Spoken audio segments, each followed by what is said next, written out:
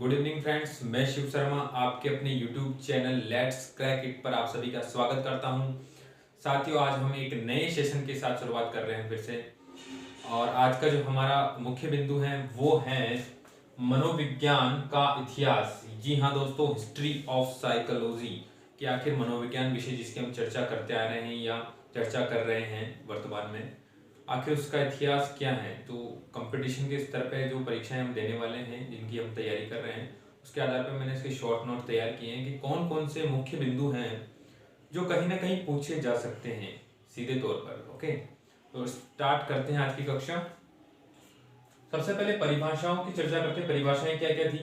अलग अलग समय पे अलग अलग परिभाषा थी, अलग अलग समय पे अलग अलग अध्ययन किया जाता था मनोविज्ञान का। ठीक है साथियों, 16वीं सदी तक आत्मा का विज्ञान, जी हाँ, 16वीं सदी में क्या होता था, इसे आत्मा का विज्ञान के नाम रूप में जाना जाता था कि कहीं ना कहीं मनोविज्ञान विषय है, उसमें किसका अध्ययन किया जाएगा? आत्माओं का अध्ययन किया जाएगा, वही मनोविज्ञान कहलाएगा। इससे पहले क्या था साथियों? दर्शन शास्त्र के रूप में इसे पढ़ा जा रहा था। ठीक है, दर्शन शास्त्र विषय आप सब जानते हैं। दर्शन शास्त्र के अंतर्गत ही इसके कुछ पाठ कुछ सम्मिलित होते थे। और जब ये अलग हुई तो जब इसका सबसे पहले जब अर्थ आया कि भाई आखिर मनोविज्ञान है क्या, तो इसे एक तरीके से आत्मा का विज्ञान के रूप में परिभाषित किया गया कि हाँ, इसमें आत्मा का विज्ञान या आत्मा का अध्ययन किया जाएगा इस प्रकार से। और ऐसा मानने वाले जो मुख्य मनोवैज्ञानिक थे या दर्शन शास्त्री हम बोल सकते हैं, जो थे प्लेटो, अरस्तु और सुकरात। बिल्कुल आपने इन तीनों का नाम सुना होगा। प्लेटो, अरस्तु और सुकरात तीनों ने ये स्टार्टिंग में बताया था कि जो मनोविज्ञान है वह आत्मा का विज्ञान है। लेकिन आखिर में क्या हुआ कि आत्मा का विज्ञान को डिस्क्राइब करना कि आखिर आत्मा है क्या, जो आज तक डिस्क्राइब नहीं हो पाया सही तरीके से, जिसके बारे में कोई तथ्य नहीं है, जिसको हम देख नहीं सकते हैं, तो वो कहीं ना कहीं ये परिभाषा कहीं ना कहीं धीरे धीरे अमान्य हो गई। और बाद में जब 17 से 18वीं सदी तक इसको क्या मन मस्तिष्क का विज्ञान माना गया कि कहीं ना कहीं जो मस्तिष्क है वो हमारे सामने एक पार्ट है हमारी बॉडी का, तो उस तरीके से कि हाँ, मन मस्तिष्क का विज्ञान के रूप में ये एक परिभाषा लंबे समय तक जानी गई कि मनोविज्ञान है जो आत्मा का विज्ञान नहीं है बल्कि मन या मस्तिष्क का विज्ञान है। और ऐसा मानने वाले मनोवैज्ञानिक हमारे सामने पोम्पोनोजी, लॉक, कांट, रीड व पेनरोज। जी हाँ साथियों, ये सभी यही मानते थे कि जो मनोविज्ञान है वो आत्मा का विज्ञान नहीं है बल्कि मन या मस्तिष्क का विज्ञान है। लेकिन इसे भी स्पष्ट रूप से परिभाषित नहीं किया गया क्योंकि मन भी 3 प्रकार के होते हैं। ठीक है, चेतन, अचेतन, अर्धचेतन। तो आखिर कौन सा मन या तीनों मन? तो मन को डिस्क्राइब करना भी कहीं ना कहीं एक कठिन साबित हुआ बाद में। और जब 19वीं सदी में इसे चेतना का विज्ञान, यानी चेतना वाला जो मन था, जो हम 3 बात कर रहे थे कि चेतन मन, अर्धचेतन मन, उस प्रकार से, तो इसे चेतना का विज्ञान के रूप में परिभाषित किया गया था। और ये परिभाषित करने वाले मनोवैज्ञानिक है विलियम वुंट, जिनका नाम हम अच्छे तरीके से जानते हैं और मनोविज्ञान में आगे भी आएगा, और विलियम जेम्स, टीचनर, जेम्स सेली। इन सभी व्यक्तियों ने, महान व्यक्तियों ने यह माना था 19वीं सदी के प्रारंभ में कि जो मनोविज्ञान है वह चेतना का विज्ञान है साथियों, चेतना का विज्ञान है।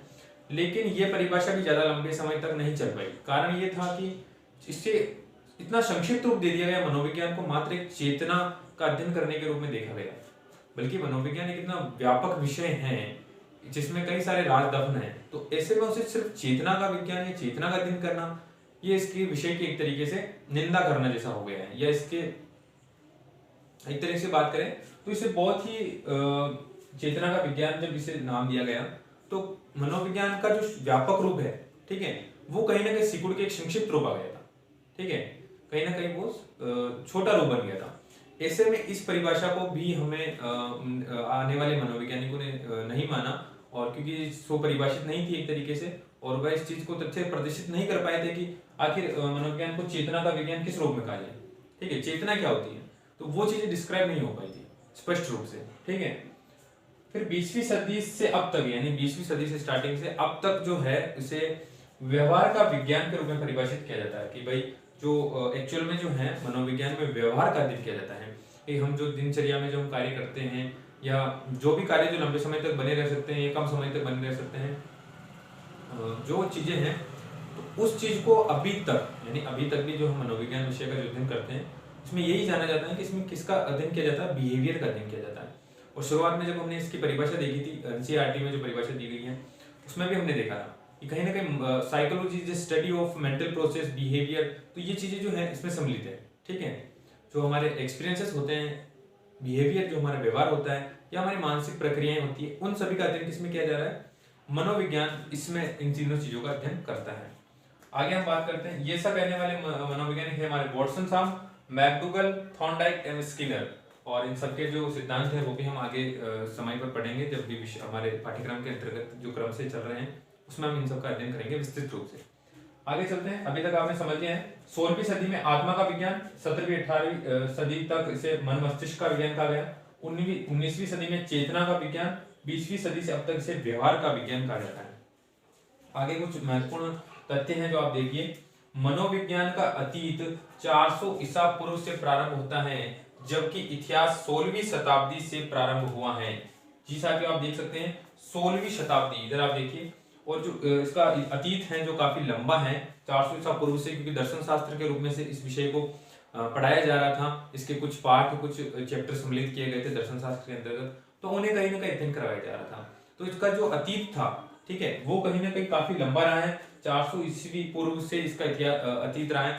लेकिन इतिहास की बात करें, हिस्ट्री की हम बात करें, तो वो कहीं ना कहीं 16वीं शताब्दी से प्रारंभ होता है।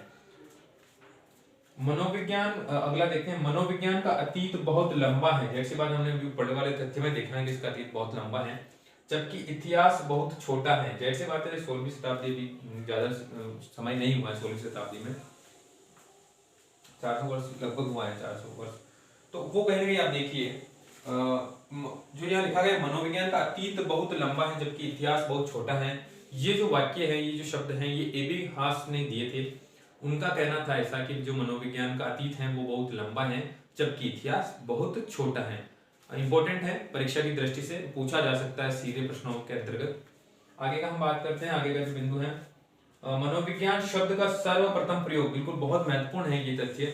मनोविज्ञान शब्द का सर्वप्रथम प्रयोग 1590 ईस्वी, ध्यान से देखिए साथियों, 1590 ईस्वी में रुडोल्फ गोइकर, ये एक व्यक्ति का नाम है, मनोविज्ञानी का नाम है, रुडोल्फ गोइकर नामक मनोवैज्ञानिक ने अपनी पुस्तक साइकोलॉजिया के अंतर्गत किया था। कब किया था? 1590 ईस्वी में किया था। किसने किया था? रुडोल्फ गोइकर ने किया था।